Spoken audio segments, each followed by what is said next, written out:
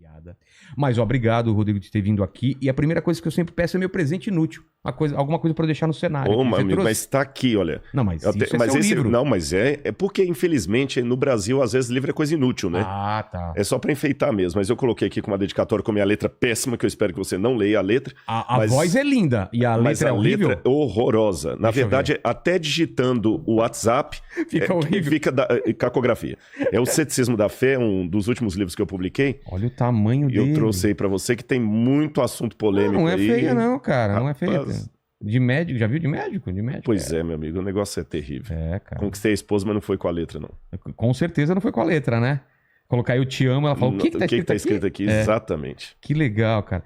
E o ceticismo da fé fala sobre o quê? Esse é um livro Porque- que eu escrevi. Porque, a princípio, ceticismo e fé são coisas paradoxais, né? Exatamente. Esse título, até, na verdade, ele surgiu...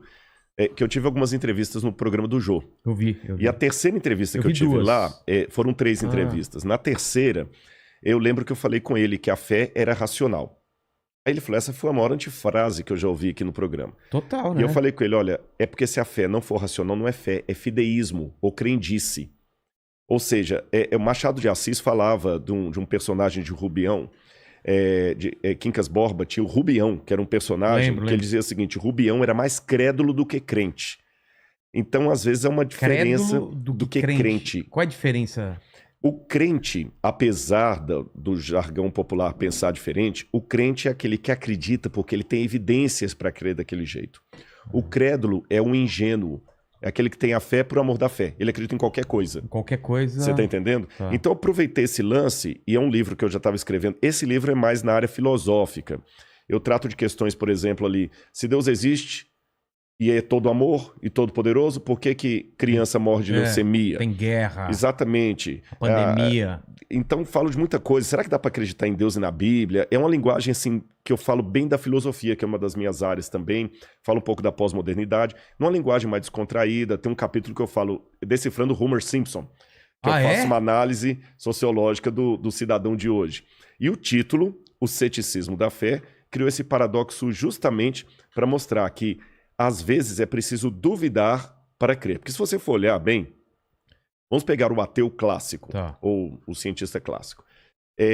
Eu estava vendo esses dias aí o depoimento daquele Carlo... Fugiu o sobrenome dele agora, que está sendo considerado o novo físico aí para substituir Stephen Hawking, né? Ravaleri, daqui a pouco eu lembro o sobrenome dele. Ele mesmo fala, eu sou ateu, sou descrente e tudo mais, mas eu acredito num monte de coisa que eu não vejo. Olha. E os físicos são assim. Por exemplo, quem já viu a matéria negra? A matéria escura? A matéria escura, energia escura, Não tem nem como provar isso. Multiversos, que muitos físicos falam de multiverso, universos paralelos. Tudo é cálculo, tudo é teoria. Tudo é cálculo. Não tem nada. É verdade. Eles continuam falando firmemente sobre isso. E é interessante que eles até acreditam no que eles não veem. Porque ele foi ao universo, não vê Deus lá, então ele crê que Deus não existe. E é um paradoxo, mas é uma realidade. Até que alguém prove alguma coisa para ele. Para ele, então ele crê no que ele não viu. Como não tem Deus lá, eu tenho certeza que ele não existe. Você tá entendendo? Mas eu acho que na cabeça dele, por exemplo, o cálculo matemático meio que prova que existem essas coisas. Não seria isso? Não há. Na verdade, você tem alguns indícios, mas são os mesmos indícios que um cosmógrafo teísta que acredita em Deus vai usar para falar assim, olha, o universo demonstra planejamento. Logo, deduz-se que é um criador. Seria mais ou menos assim, explicando em linguagem simples, aí eu até falo por que eu coloquei esse título. Vamos supor que eu chego aqui no seu estúdio, que aliás, muito legal. Eu já tirei foto aqui, cara, psicodélico demais. Tem muito muita bacana. Coisa, cada muita cantinho. Não, esse chimpanzé aí, se fugir, se sumir... É você que levou. Eu tô sabendo. Ele tá descolando aqui. Suponhamos que tivesse aqui, entre o seu acervo aqui, no chão aqui, uma latinha com comida de cachorro. Eu não vi o cachorro. Mas eu posso deduzir, senhora, o Vilela tem algum pet de casa aqui. Algum cachorro. Eu falo, mas você viu o cachorro? Não, mas eu tenho indícios que tem um cachorro aqui. Entendi. O ateu, se fizer uma comparação, ele raciocinaria assim, não, eu não vi cachorro nenhum. Tá, mas e a ração?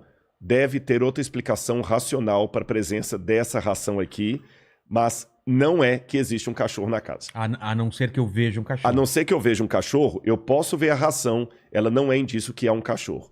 Ah, então por que a ração dá? Aí ele começa a trabalhar com outras hipóteses. Ah, o Vilela, como ele tem aqui um macaco à mesa, tem um símbolo da Coca-Cola, tem uma geladeira ali da Pode General ser um Electric, objeto. ele colocou um objeto também, ponto. É. Mas ele não trabalha com a hipótese de existir um cachorro. Entendi. Então, ele não vê no universo a digital de Deus, mesmo sendo planejado, falando, Deus não existe. Tá aí, como é que tudo é planejado? Não sei, um dia saberemos. Eu trabalhei com o título Ceticismo da Fé, justamente, Vilela, porque eu sou cético para acreditar que certas coisas são pura coincidência. Tá certo? O universo é tão bem montado, os próprios físicos dizem isso, do nada, nada se faz.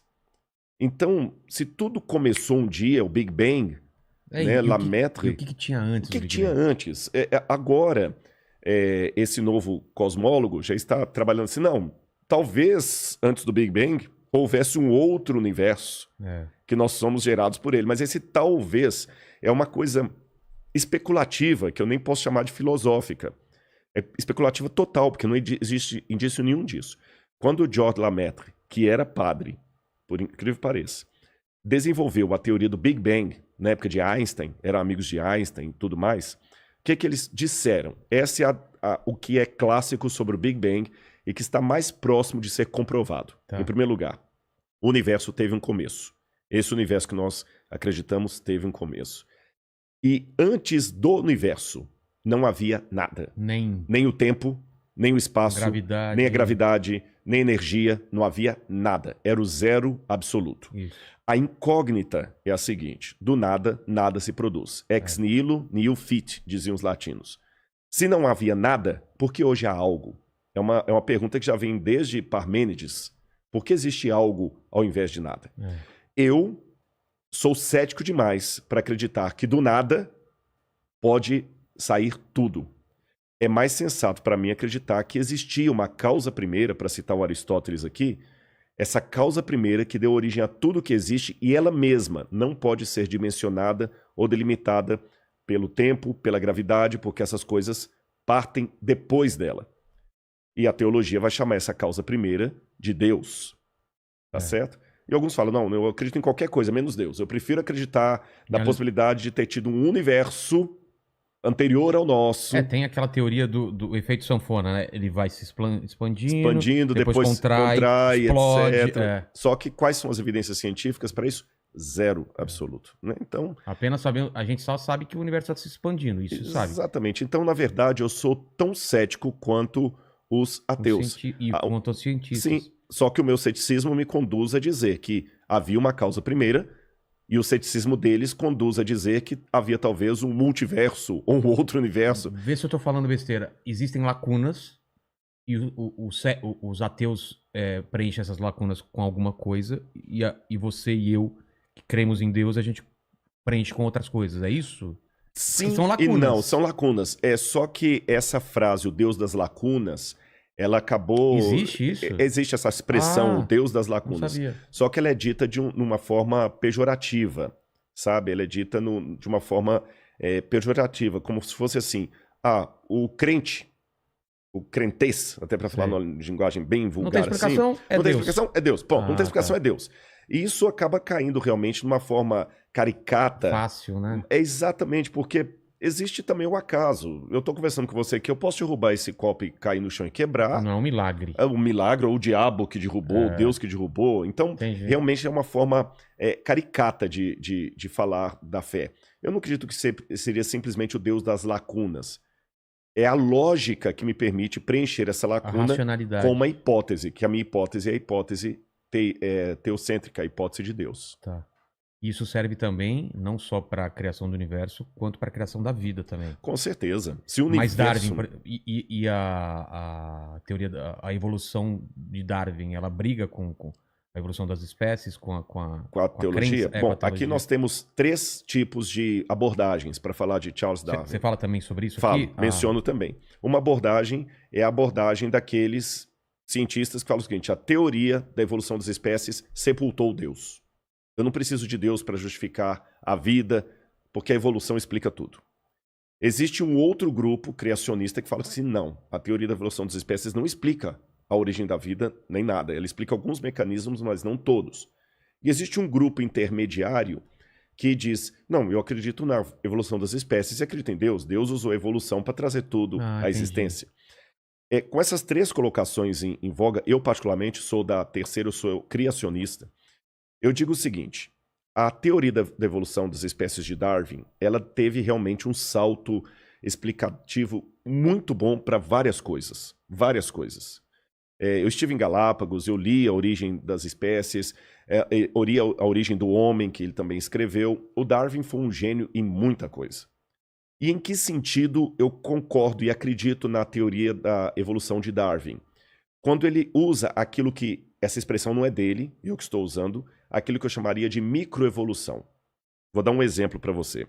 No momento em que nós estamos tendo esse bate-papo aqui, uma palavra que está passando demais por aí é a palavra a variante do vírus. A variante do vírus, né? A variante, o vírus está mutando e tudo mais. Isso mostra que realmente no grupo das células, elas mudam realmente muito rápido. Elas se adaptam. Isso é uma forma microscópia de ver o que acontece na natureza. Numa escala maior e mais lenta. Maior, e Darwin percebeu isso. Ele notou que os tentilhões lá de Galápagos, são várias ilhas que tem ali em Galápagos, que os tentilhões de uma ilha tinham um bico de um jeito, da outra ilha tinha um bico de outro jeito, e ele ligou o formato do bico dos tentilhões dos pássaros com o tipo de fruta que havia ali. Função então, o cara foi um gênio, você tá entendendo? Absurdo. E com isso eu concordo com ele. Os animais foram mudando ao longo dos tempos, por exemplo, se adaptando. Você tinha um casal primitivo lá de lupus caninos, e desse casal primitivo deu uma série de tipos de animais caninos diferentes, que vão desde a raposa até o chihuahua, o rottweiler, o husky siberiano, vários cachorros, o coiote, o lobo, o Felis leo deu origem a vários tipos de felinos. Isso aí Darwin realmente está de parabéns. Agora, o que eu acho que Darwin não provou? E aqui que eu acho que desculpe-me falar assim, sem querer ser panfletário, até a ingenuidade de quem é darwinista roxo. Darwin não provou que uma espécie virou outra espécie. Por exemplo, que viemos do macaco. Na verdade, Darwin nunca disse isso. Não, né? Não. Darwin diz que nós viemos de um ancestral comum com símios. E símio, para o macaco, não é um sinônimo perfeito. Mas explicando de maneira mais simples assim, embora eu não seja biólogo, né? Existia, na visão darwinista, um ancestral comum que deu origem a alguns tipos de macacos, como os orangotangos e os chimpanzés. E desse mesmo tronco saiu outro tronco que deu origem ao Ramapithecus, que depois foi evoluindo de Ramapithecus para Homo ergaster, tem vários lá, Australopithecus, até chegar no Homo sapiens e o Homo sapiens sapiens, que é o homem moderno. Então nós somos parentes deles aí. Só que, qual a prova fóssil disso? Por exemplo, que os répteis no passado que as aves no passado eram répteis. Não existe nenhuma prova, não existe nenhum fóssil de transição, é zero. Mesmo que eu falei da mutação do vírus do Covid, tem a variante da Amazônia, a variante lá da China, a variante da Índia, mas o vírus ainda é vírus do Covid.